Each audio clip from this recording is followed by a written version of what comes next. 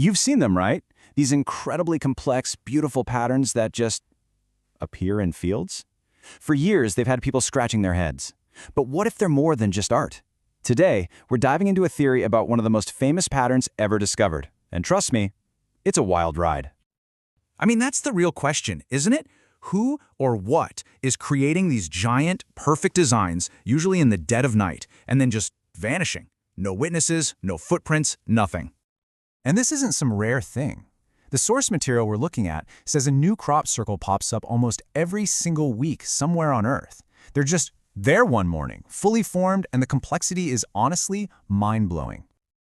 Okay, so this is where things get really interesting. We're moving past the how and into the why. Are these just some very clever pranks? Or, as this theory suggests, are we actually looking at some kind of message? So you know the standard explanations, right? Super elaborate hoaxes, maybe some kind of large-scale art project.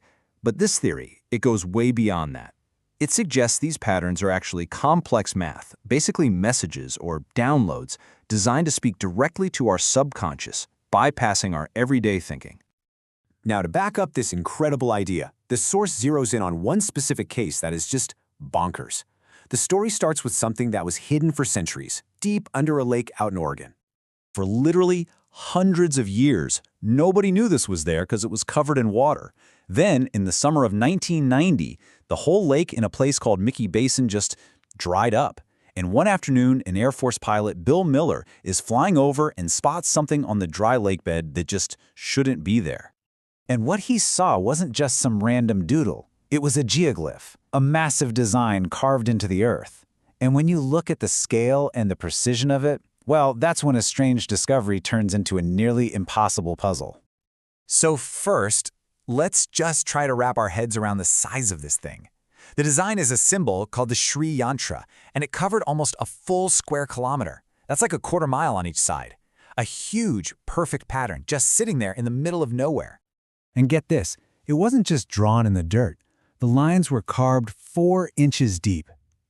Not into soft soil, but into solid, hard bedrock. We're talking about rock that is incredibly difficult to cut into, let alone with any kind of accuracy. So naturally you have to ask, could people have done this? The source says absolutely not. Just think about it. Carving a geometrically flawless design that big into solid rock? The argument is that even our best modern drills couldn't do it with that kind of precision. And here's the kicker. Investigators found nothing. No tire tracks, no footprints, no sign that any person had ever been there. So if we rule out humans, we're left with a pretty stunning question, right? And that's exactly where this theory goes next, with its most mind-bending conclusion. The question is so simple, but the implications are just huge. If you accept for a second that people didn't make this, what's the alternative? Who could possibly be responsible for something so massive and so perfect? Well, the source points to an answer from a spiritual teacher named Bapuji. His claim, the creators are extraterrestrials, not just from our galaxy, but from other universes, and that these formations are essentially them proving that they exist. Now the source goes a step further and describes what these beings are like. They're not like us, made of flesh and bone. They're called Param Tattvas, which means supreme elements. Think of them as divine beings whose bodies and even their tools are made from some kind of supernatural stuff that lets them reshape our physical world in ways we can't even begin to understand. So, all of this leaves us with one heck of a final thought.